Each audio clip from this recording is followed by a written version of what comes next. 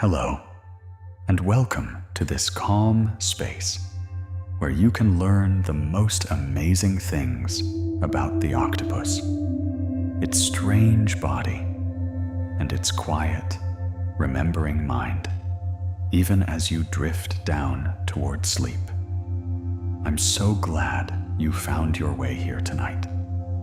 If you're the kind of person who would rather fall asleep wandering through the soft dark of the ocean than lie awake counting the same worries over and over, then you are exactly where you belong. There is nothing to do here now. You can let the phone rest in your hand or beside you. Let your shoulders sink into the bed and let your breath grow slow and long. Everything about this next while is made to stay gentle. The music will stay soft and low from beginning to end. Nothing here will rise or sharpen or pull you back awake. It's simply a steady, warm sound to rest beneath, all the way through the night, whether you hear the end of this or drift off long before it. Tonight, we're going to spend a little time with one of the strangest and softest minds that has ever lived on this planet. A creature with 3 hearts, blue blood, and a brain that spills out of its head and down into its arms. The octopus will move through its world slowly. We'll look at its impossible body, at how it seems to think with its whole self, at what it remembers, and at the small, curious personality that lives inside each one. And by the end, the idea that this soft, boneless creature truly has a mind, that it remembers and prefers and knows one face from another, will feel less like a claim and more like something you already knew. If these slow videos help you find your way to sleep, it would mean a great deal if you left a like or subscribed or wrote just a single word in the comments telling me where in the world you're listening from tonight. It's a small thing, but it helps other tired people find this quiet place too. And if you don't, that's perfectly all right. There is no need at all. You can simply close your eyes and let the rest of this carry you. So settle in, dim your screen, and let your mind wander slowly out toward the deep. Let's begin softly with what an octopus actually is. Despite its cleverness, the octopus is a mollusk, a soft-bodied animal, distantly related to the snail on a garden wall and the clam buried in the sand. But somewhere along its own long road, this branch of the family grew a mind. It's a strange thing to hold in the mind as you fall asleep, that behind those slow, watchful eyes sits an intelligence that arose from such quiet, humble beginnings. The word cephalopod means, quite literally, head-foot. The octopus is a creature whose arms grow straight from around its head, with no clear neck between the two. It's a body plan, unlike anything we know from our own lives, and yet it works with a gentle, flowing grace, every arm curling and reaching as if it were thinking a soft thought of its own. Here is something to rest against early on. The octopus mind did not come from the same place ours did. The last ancestor we shared with the octopus lived something like 600 million years ago. And it was a simple, worm-like thing with barely any brain at all. Everything clever about the octopus, it invented entirely on its own, along a separate path. It is, in a way, the closest thing to another mind that we can meet here on Earth. There are around 300 known species of octopus, drifting through nearly every ocean, from warm coral shallows to the cold and lightless deep. Some are smaller than your thumb. Some stretch their arms wider than a person is tall. And each one, large or small, carries that same distributed cleverness within it. The octopus has almost no hard parts at all. No bones, no shell, no skeleton to hold its shape. Its entire body is soft and yielding, save for one small thing, a hard beak, tucked at the center where all the arms meet. This softness is the ground everything else stands on, because a body without bones is a body that can pour itself anywhere. Because the only rigid part of an octopus is that little beak. It can squeeze its whole body through any opening its beak can fit through. A large octopus can flow through a gap no wider than a coin, folding itself smaller and smaller, and then reappearing whole on the other side. It is a body that seems almost to disagree with the idea of being a fixed shape at all. The octopus has not one heart, but three. Two of them are small and sit near the gills, pushing blood through them to gather oxygen. The third, the larger one, sends that blood on around the rest of the body. Three quiet pumps working together in the dark, keeping this strange, soft creature alive. And the blood those hearts move is blue, not red like ours. Our blood carries oxygen using iron, which glows red. The octopus uses copper instead, in a molecule called hemocyanin. And copper turns the blood a soft, cloudy blue. It's a better way to carry oxygen through cold, low oxygen water, a gentle chemistry suited to the deep. There's a lovely, sleepy detail in how those hearts work.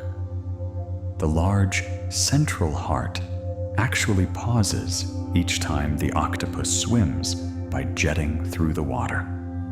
Swimming tires it.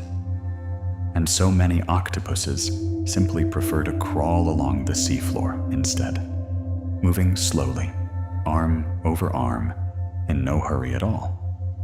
A creature that would rather walk than race. When an octopus does want to move quickly, it draws water into its body and then pushes it out through a small funnel called the siphon, shooting itself backward through the sea. The same siphon can be aimed and turned like a little nozzle, steering the octopus in any direction it chooses. Even its swiftness is a quiet, deliberate thing. The octopus also carries ink, a dark cloud it can release into the water when it wants to slip away unseen. The ink hangs there in the shape of the octopus for a moment, a soft shadow, while the real animal changes color and quietly drifts off in another direction. It is escape by gentleness rather than by force. Now, the skin. An octopus can change the color of its skin in a fraction of a second, using millions of tiny sacs of pigment called chromatophores. Each one is ringed by little muscles, and when the muscles pull, the sac spreads open into a spot of color. Squeeze them all in patterns, and waves of color and darkness ripple across the animal, like weather moving over a landscape. Beneath those pigment cells lie other layers still. There are iridophores, which scatter light into shimmering blues and greens, and leucophores, which are white and can take on the color of whatever light falls around them. Layer upon layer, the octopus wears a living screen across its whole body, and it paints on it without ever seeing the picture it makes. The octopus can change not only its color, but its texture. Little bumps in the skin, called papillae, can rise and flatten in an instant, letting the animal become smooth as glass, or rough and knobbed like coral or stone. It can match the color, the pattern, and the very feel of a rock so closely that it seems to vanish while you are looking straight at it. And here is one of the strangest, softest truths of all. The octopus's skin itself can sense light. Scattered across it are the same light-catching proteins, called opsins, that normally live inside eyes, which means the octopus can, in some quiet way, feel the brightness of the world through its skin, as if the whole surface of its body were a kind of gentle, sleeping eye. Now settle for a moment and come back to yourself. Feel the weight of your body against the bed. Let your jaw unclench. Let your tongue rest soft in your mouth. Let the small muscles around your eyes go still. There is nowhere you need to be tonight, but here, held in the quiet. Take one slow breath and let it out even slower. Here is a gentle puzzle scientists are still turning over. As far as we can tell, the octopus is colorblind. Its eyes hold only one kind of color-sensing cell, and yet it matches the colors of its surroundings almost perfectly. One idea is that the odd, wide shape of its pupil bends different colors of light to different depths, and that by focusing carefully, the octopus might read color, not with its cells, but with the very shape of its eye, a mind finding another way to see. The suckers along an octopus's arms do far more than grip. Each one is lined with receptors that can taste and smell whatever it touches. When an octopus reaches into a dark crevice, it isn't feeling around blindly. It is tasting the world with its arms, learning the flavor of every surface it brushes. To reach into the dark for an octopus is already a kind of knowing, and each sucker acts on its own small judgment. A single arm may carry 2,000 suckers, and each can taste, grip, and release without waiting for a command from the center. The information it gathers is handled close to where it's found. The arm, in a very real sense, tastes and decides for itself, moment to moment. A giant Pacific octopus, the largest of them all, can carry more than 2,000 suckers spread across its 8 arms. 2,000 small mouths of touch, all tasting the sea at once, all sending their quiet reports inward. Imagine, for a slow moment, feeling the whole world that fully, flavor, and texture, and pressure everywhere your body meets the water. An octopus arm, if it is lost, can grow back. Slowly, over weeks and months, a new arm regrows, complete with its nerves and its suckers and its sense of taste. The creature is not only soft and shifting in the moment, but able to remake parts of itself entirely. Patient, quiet repair, happening in the dark.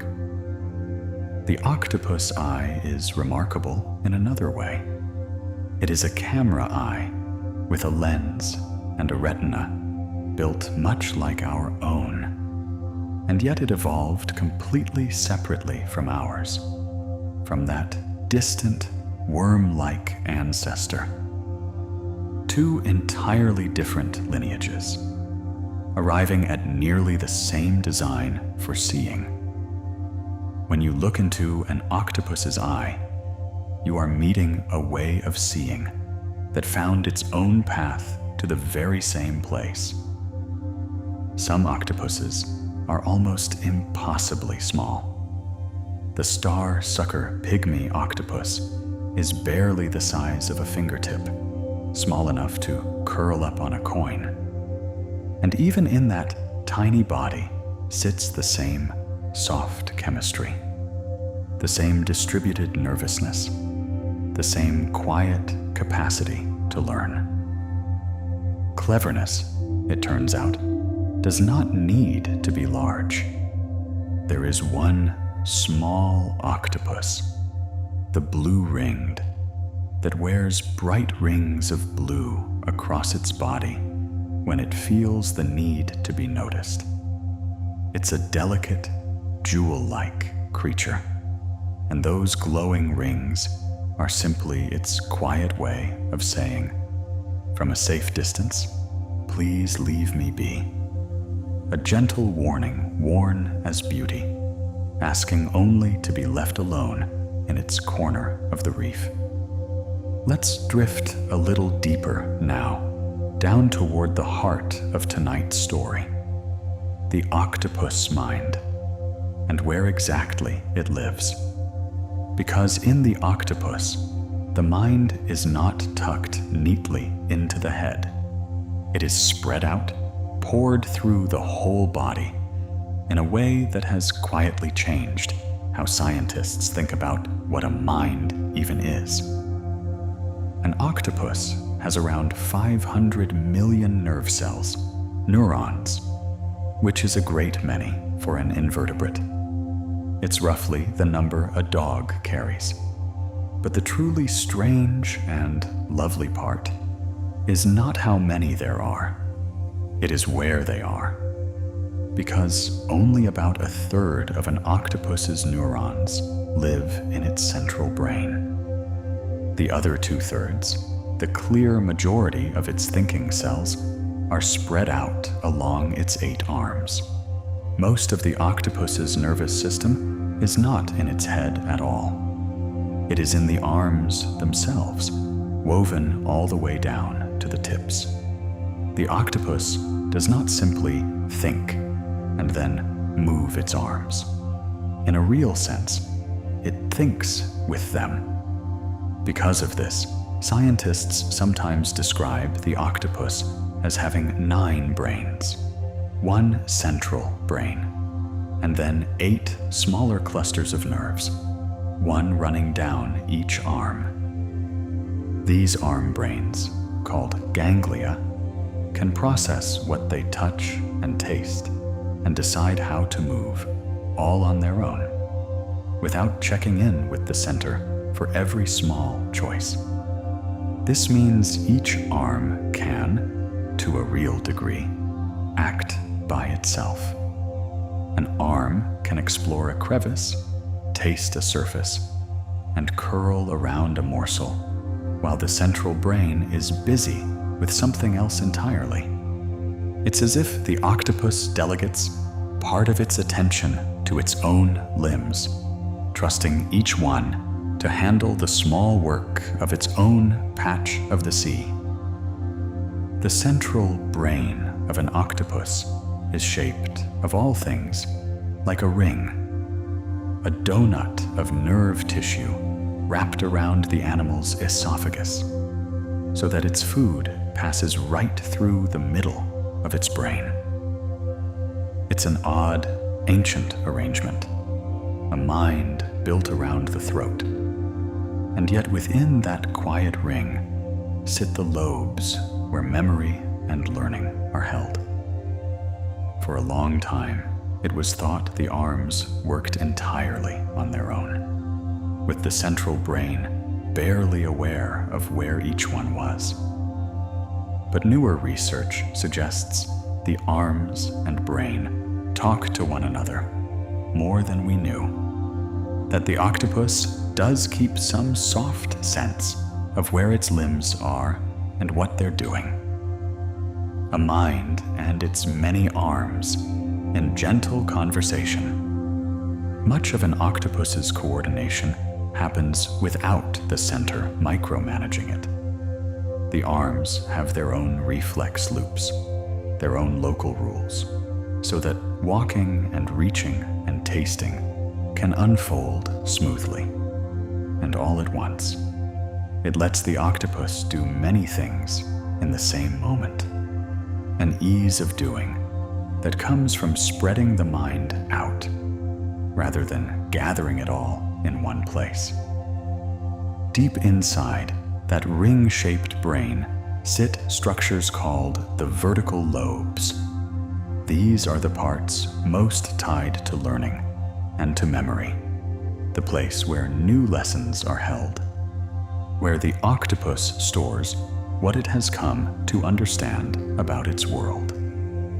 When scientists want to know how an octopus remembers, this is the quiet region they look toward. Octopuses do something with their genes that almost no other animals do. They edit their own RNA on a vast scale, especially in their nervous system. RNA is the messenger that carries instructions out from the genes, and the octopus can quietly rewrite parts of that message before it's used, reshaping its own proteins on the fly. Much of this rewriting happens in the neurons themselves. Some of that editing seems to help the octopus adjust to the temperature of the water around it, fine-tuning the proteins in its nerves so they keep working well, whether the sea is warm or cold. It is a kind of slow, molecular flexibility, a nervous system that gently tunes itself to the world it finds, a body quietly adapting from the inside out. Rest here for a moment before we go on. Let your breathing find its own slow rhythm, without you having to guide it. Feel how your body is already heavier than when we began. Your arms, your legs, your hands, all soft, all still. Let the words keep moving past you like water, and let yourself sink a little further down. Now, memory. In careful experiments, octopuses have shown both short-term and long-term memory. They can learn a new thing, and they can still remember it days and weeks later. This is the quiet fact at the center of tonight's story. The octopus does not simply react to the moment. It carries the past forward with it. It remembers. Octopuses can be taught to tell one shape from another, a cross from a square, a horizontal stripe from a vertical one, choosing the shape that once brought them a small reward.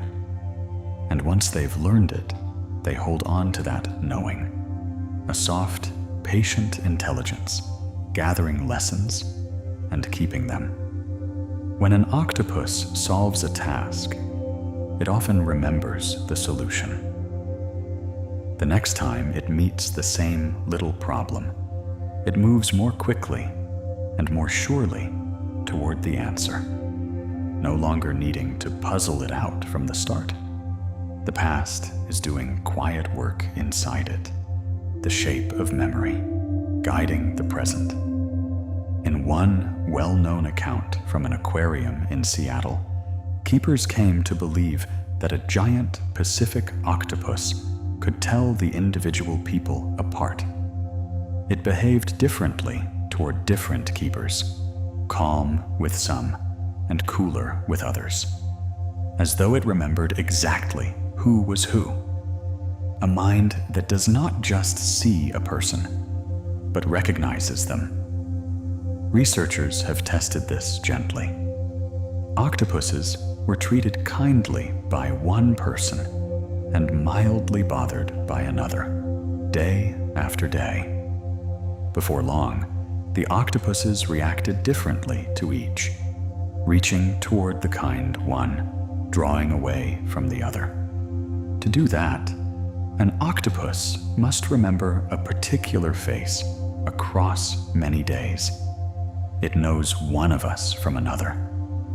And more than once, an octopus that had decided it disliked a certain person is said to have aimed its siphon and quietly squirted that person with a jet of water, a small, deliberate opinion, remembered and acted upon. It is hard not to smile at it, a soft creature keeping its own private list of who it does and does not care for. Octopuses have personalities. Tested again and again, individual octopuses stay consistent. Some are bold and curious, quick to reach toward anything new, while others are shy and careful, hanging back in their dens. These are not passing moods. They are steady temperaments, as real and particular as they are in a dog or a cat or in a person. Scientists can even measure these differences, rating how an octopus responds to a new object, to an open space, to a gentle touch. And when they do, each octopus turns out to be reliably itself. There is no single octopus behavior, only this octopus, and that one, each with its own quiet way of meeting the world. Octopuses are deeply curious. Give one a new object, and it will often reach out with an arm, taste it, turn it over, explore it slowly and thoroughly, with no reward at stake at all, simply because it wants to know. That curiosity, that reaching toward the unfamiliar, is one of the surest signs of a mind that is truly paying attention. And octopuses appear to play. In one study, octopuses were given empty bottles floating in the water. After a while, some of them began pushing a bottle out into the current from their tank's water jet, over and over, so that it drifted back to them again and again with no purpose but the doing of it. It looks, for all the world, like an animal amusing itself.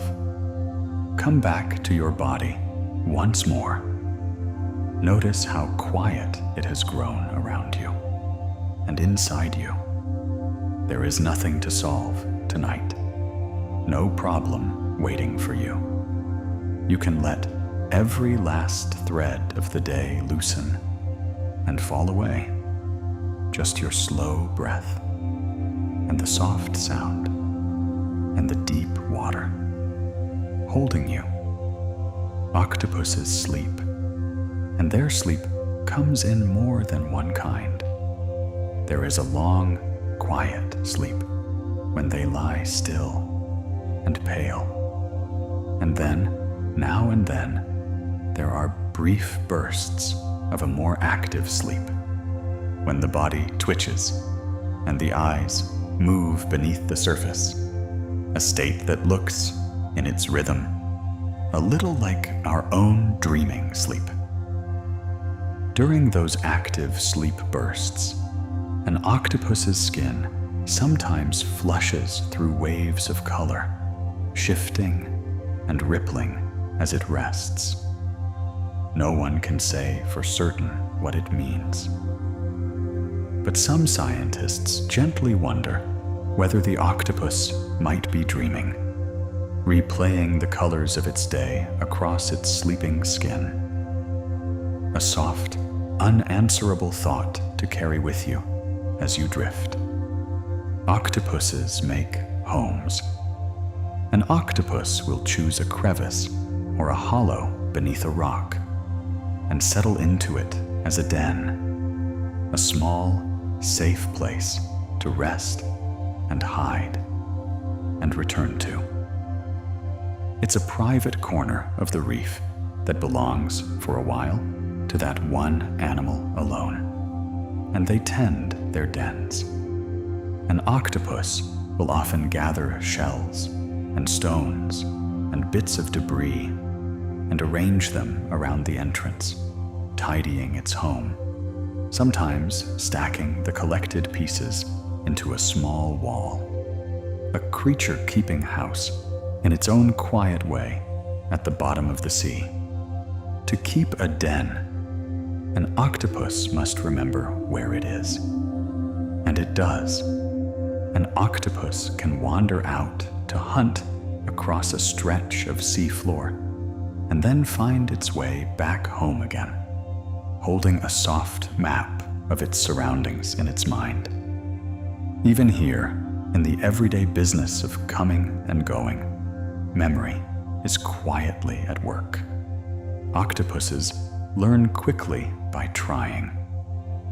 Faced with a new little challenge, an octopus will experiment, reaching, twisting, testing, and once it stumbles onto what works, it holds on to that lesson. This quick, exploratory learning is one of the reasons the octopus feels so alert and present, always adjusting itself to whatever the world puts in front of it. There is even some evidence, still gently debated, that an octopus can learn by watching another octopus solve a task. If it holds true, it means one octopus can carry away a lesson simply from seeing it done, a form of learning that reaches beyond the single animal, a soft thread of knowing, passing quietly between minds. Octopuses can also recognize one another as individuals, at least for a time, keeping track of who they've met and behaving differently toward a familiar octopus than toward a stranger.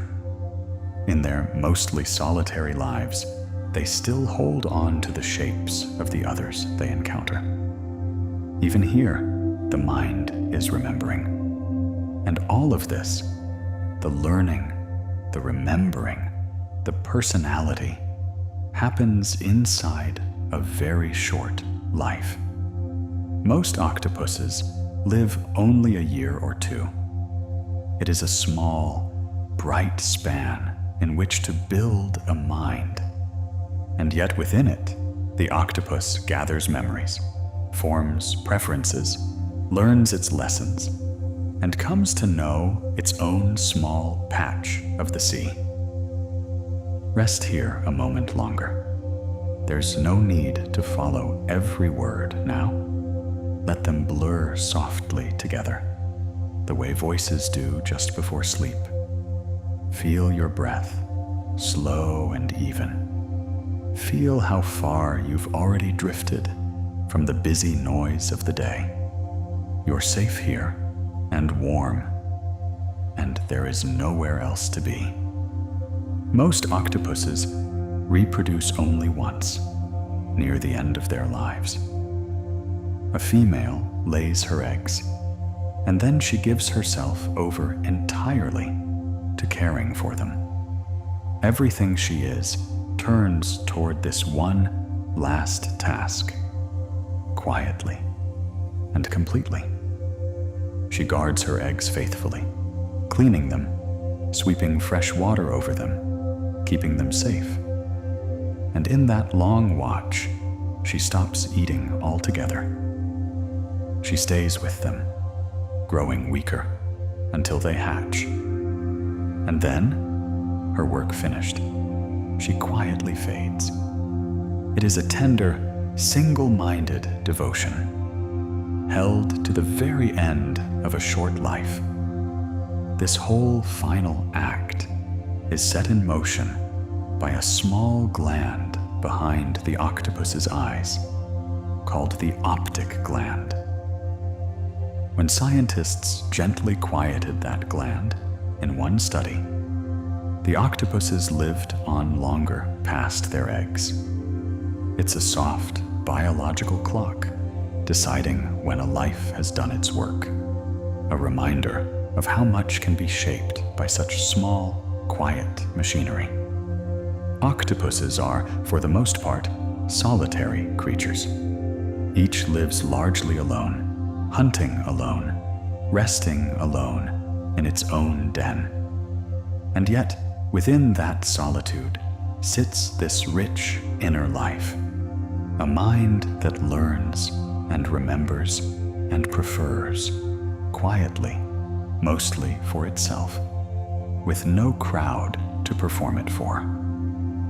When octopuses do communicate, they often do it with color and posture, flushing dark when agitated, paling when calm, holding their arms in certain shapes.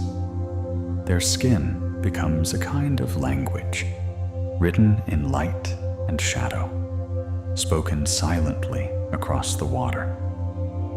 Then there is the mimic octopus, which can imitate other sea creatures. It can flatten and ripple its arms to move like a flat fish, or draw them together and trail them to resemble the shape of a banded sea snake or a lionfish, shifting from one impression to the next. It is one of the most remarkable performances in all the ocean. To mimic another animal, an octopus must, in some way, carry the shapes of those other creatures within it, knowing how a sea snake moves, how a flatfish glides, and then reproduce it with its own soft body.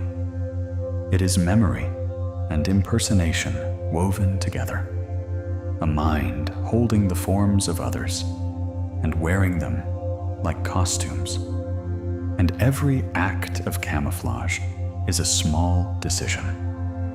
To vanish into its surroundings, an octopus must take in the colors and textures around it, and then paint itself to match, choosing, moment by moment, what to become. It is constantly reading the world and answering it, quietly, with its skin. Now, the problem-solving, the part of the octopus mind that has surprised scientists again and again. Octopuses can open containers to reach food inside them. Given a closed jar with a treat within, an octopus will work at it with its arms, exploring the lid until it manages to twist it free. A soft, patient, deliberate solving. Some octopuses have even learned to unscrew a jar lid from the inside, climbing into a container, pulling the lid closed and then working it open again from within. They puzzle their way through a small mechanical problem, using nothing but soft arms and a curious, remembering mind.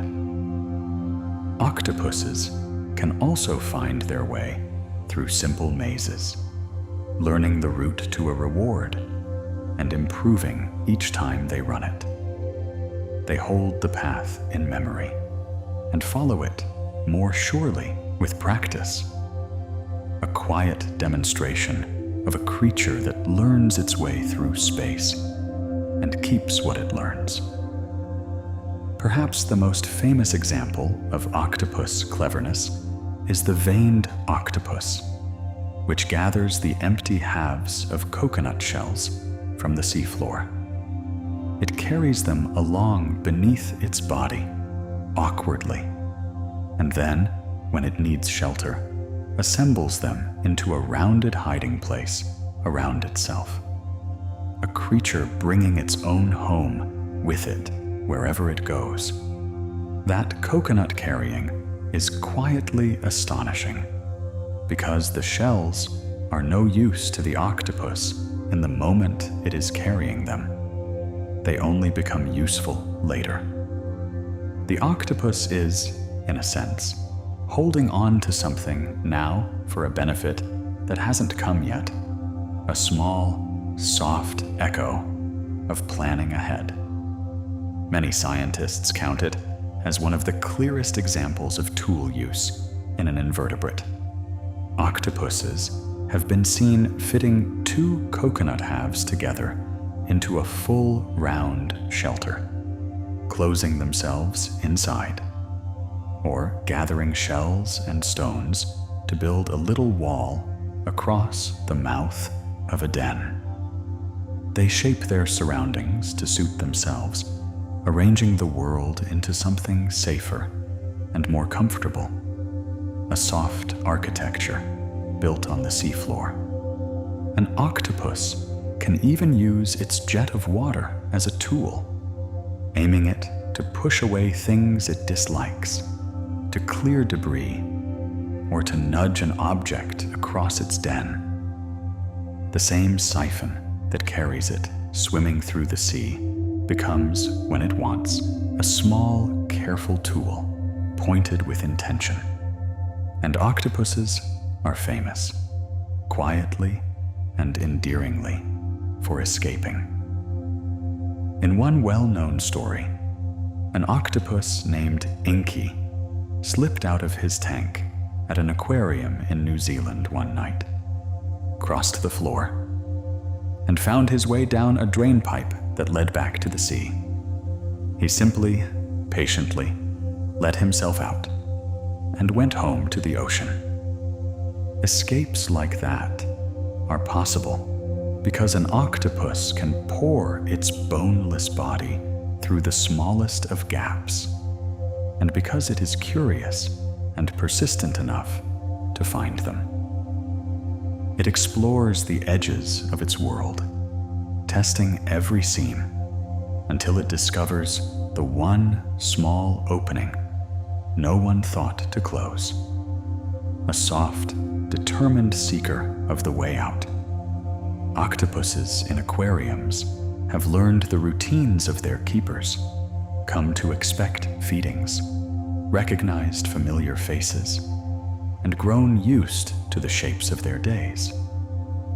They fold the rhythms of their world into memory and quietly come to know what to expect. Even in a tank, the mind keeps learning its surroundings. There are even accounts of octopuses learning to squirt water at the lights above their tanks over and over until the lights went out. Whether it was mischief or dislike of the brightness, or simply the pleasure of an effect they could cause, no one can quite say. But the pattern is clear. The octopus acts on its world and remembers what its actions do. Octopuses can learn to tell objects and patterns apart, choosing the right one for a reward. And they can even learn to reverse what they've learned when the rules change, letting go of an old lesson and taking up a new one. It is a flexible kind of remembering, a mind that can update itself as the world shifts around it. Let's slow now and begin to let the facts thin out, the way lights dim one by one at the end of the day. There's nothing more to learn tonight. Just let these last soft thoughts drift over you as you sink towards sleep. Think gently of what the octopus really is. A mind that isn't gathered into one place, but spread out through 8 soft arms, thinking with its limbs, tasting with its touch, feeling light through its skin. A self that is scattered and whole at the same time.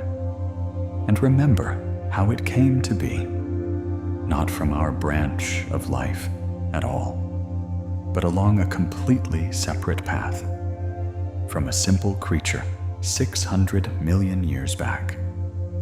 The octopus is an intelligence that grew up entirely apart from us, close to another mind, met here on our own earth, in the quiet of the sea.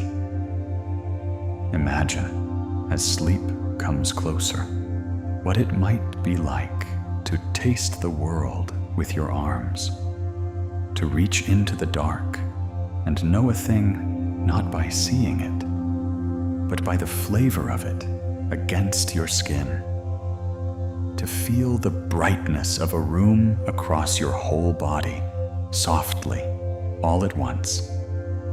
Imagine holding memories inside a life just a year or 2 long, learning faces, keeping preferences, remembering the way home, solving small puzzles, and keeping their answers.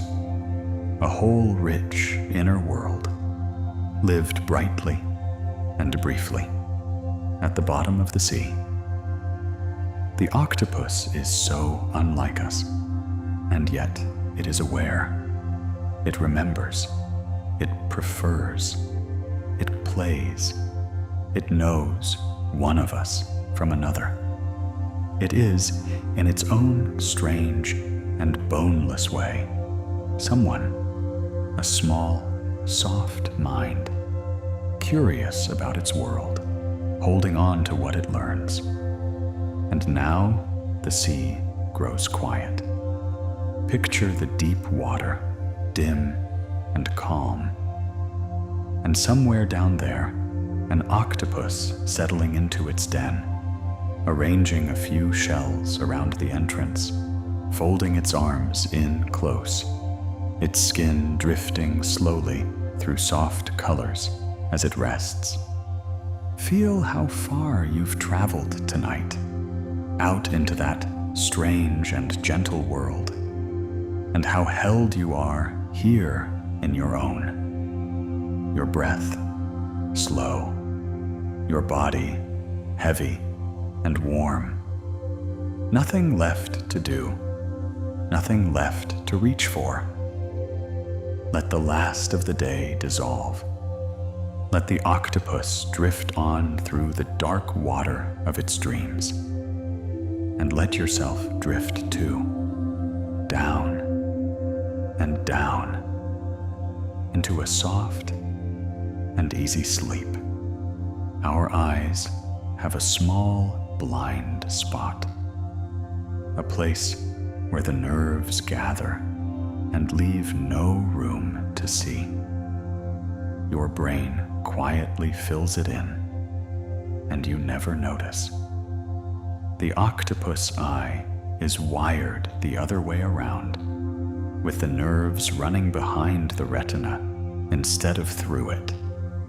And so it has no blind spot at all. Its view of the sea is whole and unbroken, with no small gap of darkness anywhere in it. Octopuses can see something our eyes cannot. The way light waves are tilted, which is called polarization. To them, the ocean may shimmer with patterns we have no way to picture, glints off the surface, faint sheens along the bodies of other animals, whole textures of light that are invisible to us. There is a layer of the world painted right in front of our eyes that we simply do not have the equipment to notice. An octopus does not take in oxygen only through its gills.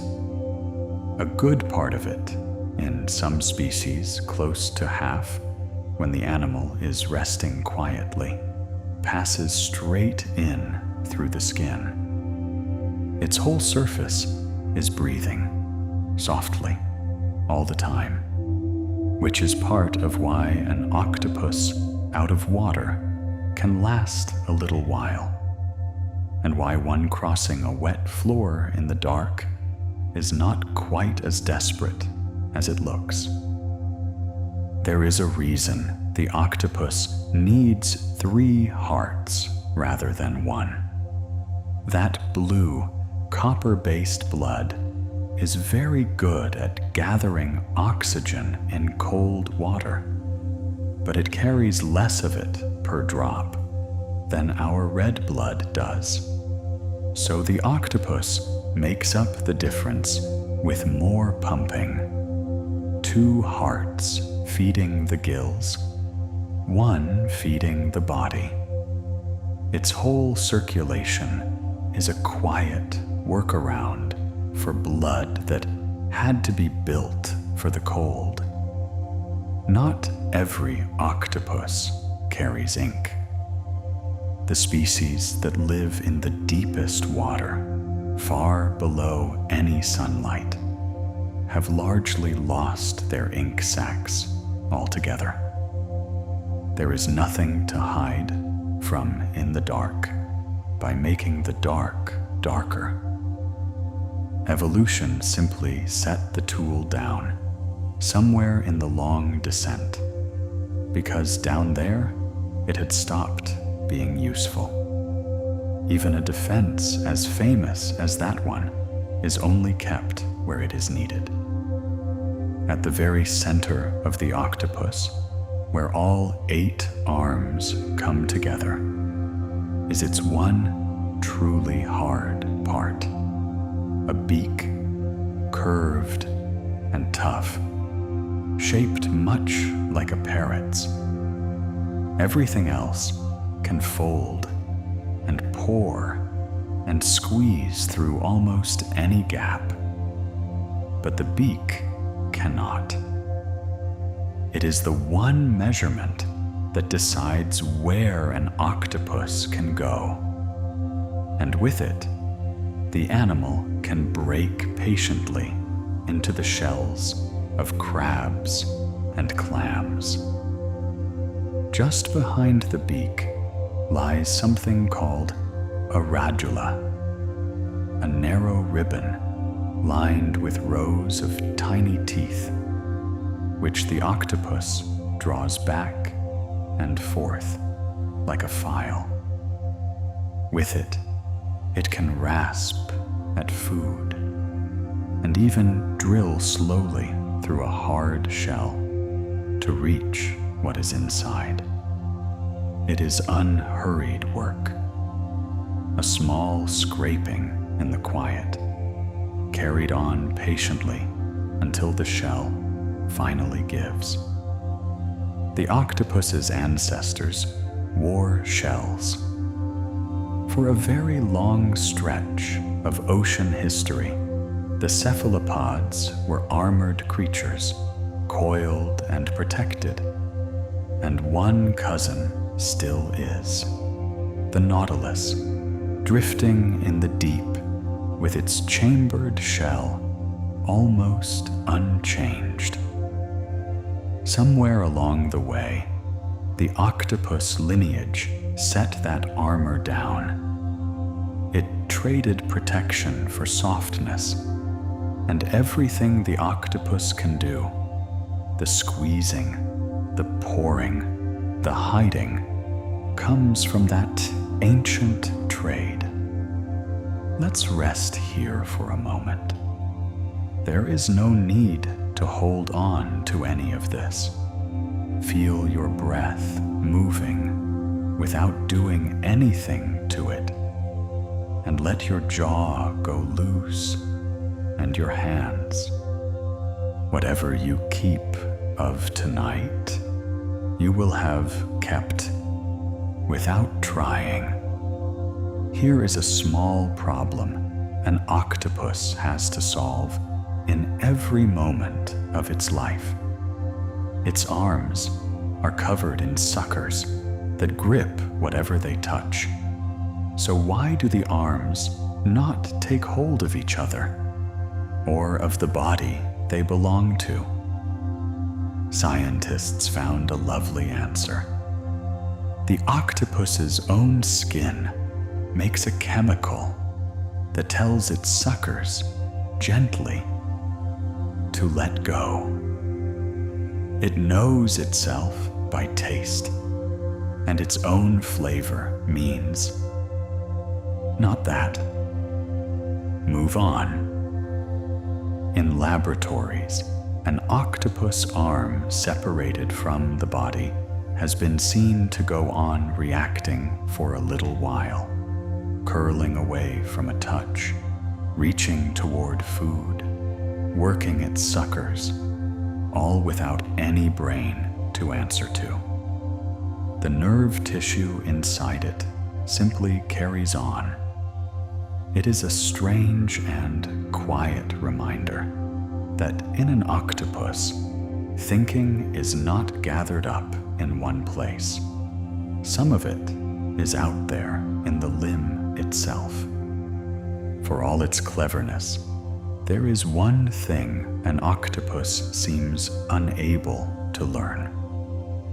In careful experiments, octopuses could be taught to tell objects apart by shape and by texture, but not by weight. They could not seem to judge how heavy a thing was. The likely reason is beautiful.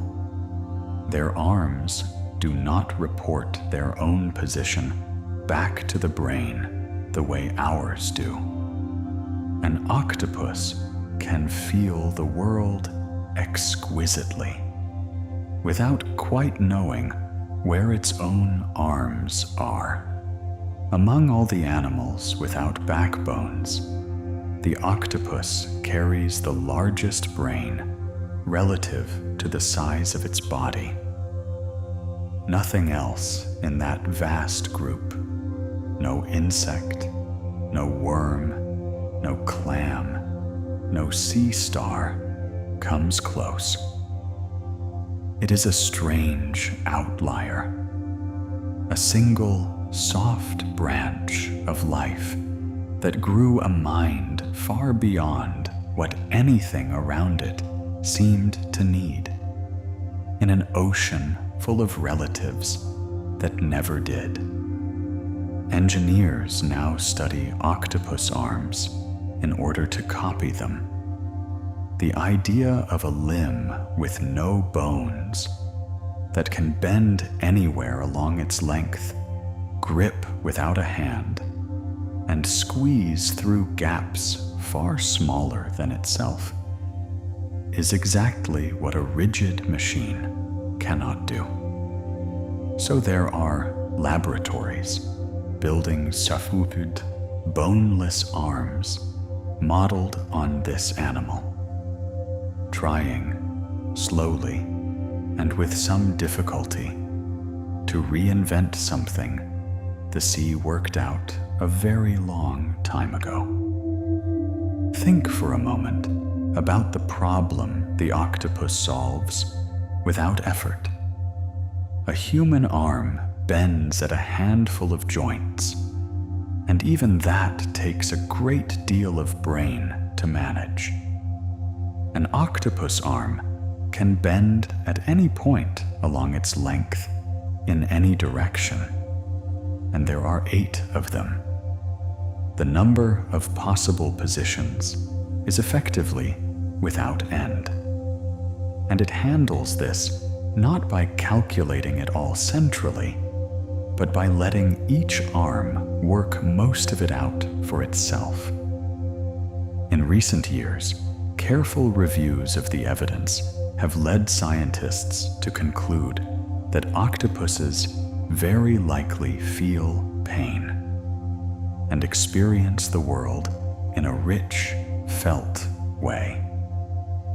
Because of that, some countries have written them into their animal welfare laws, protections that had, until then, been reserved for animals with backbones.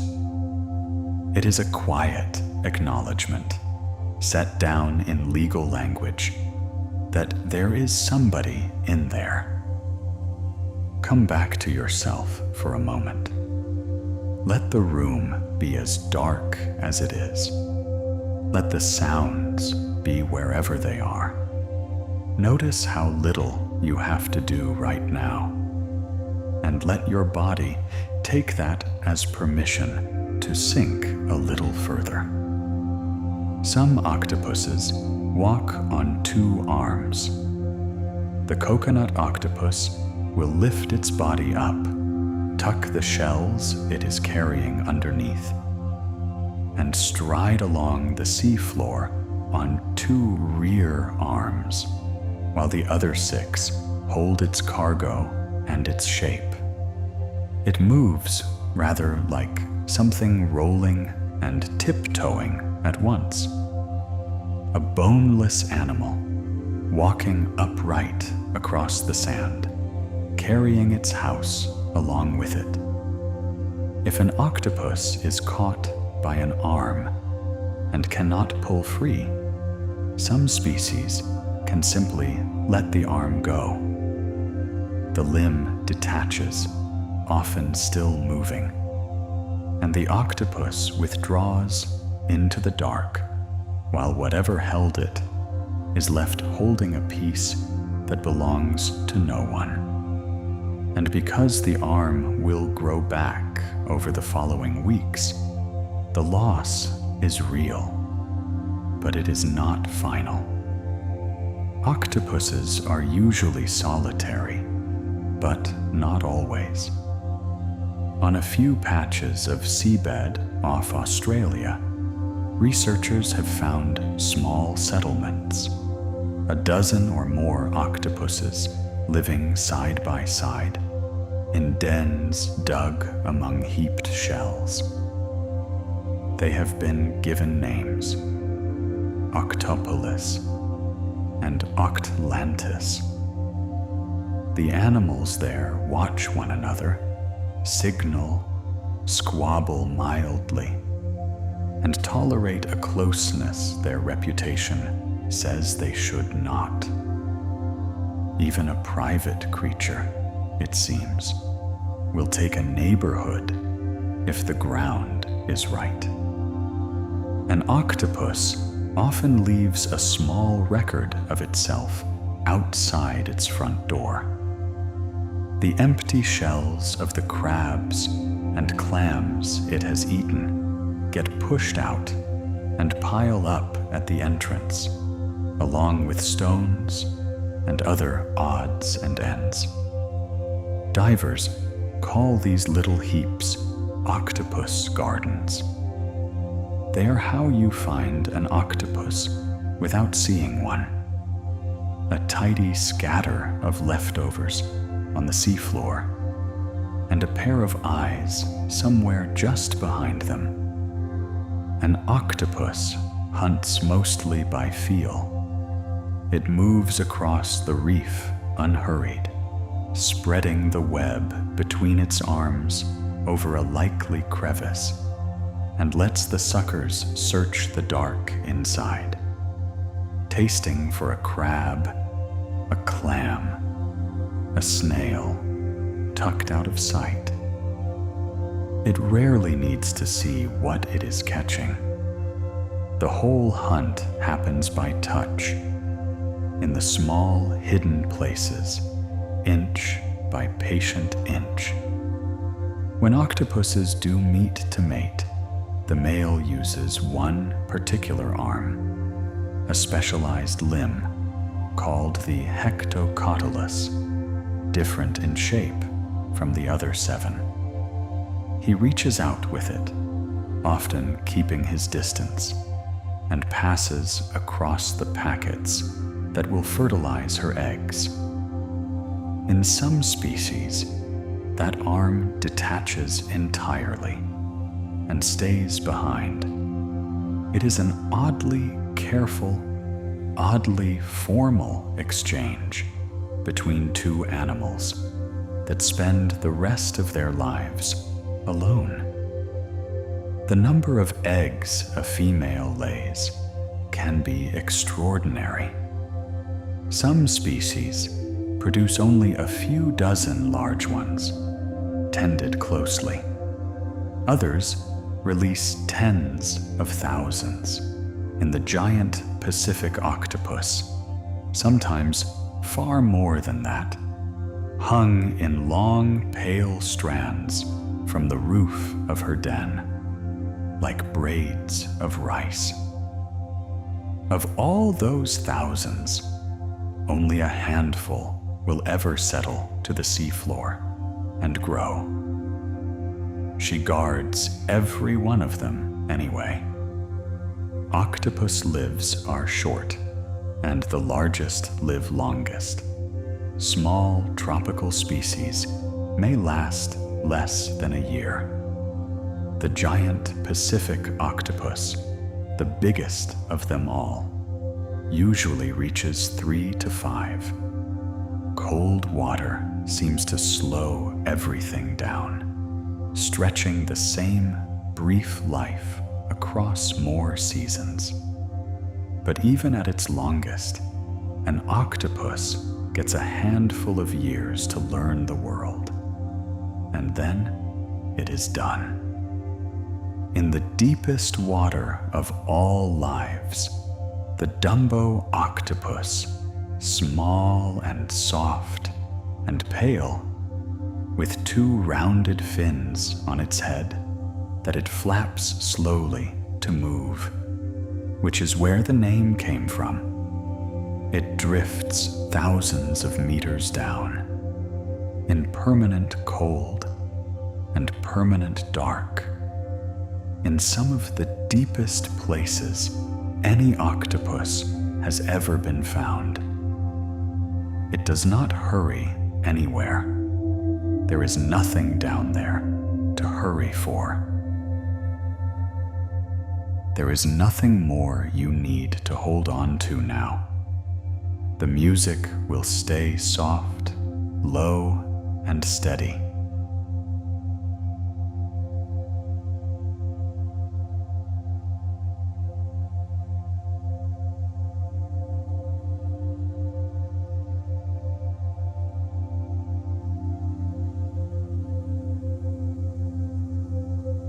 For as long as you rest here, nothing in it will rise or sharpen. Nothing will pull you back. You can let this voice fade into the quiet,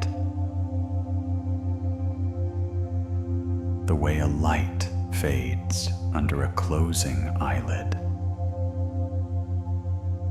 Somewhere in the deep, an octopus is resting in its den, its skin moving gently through slow colors.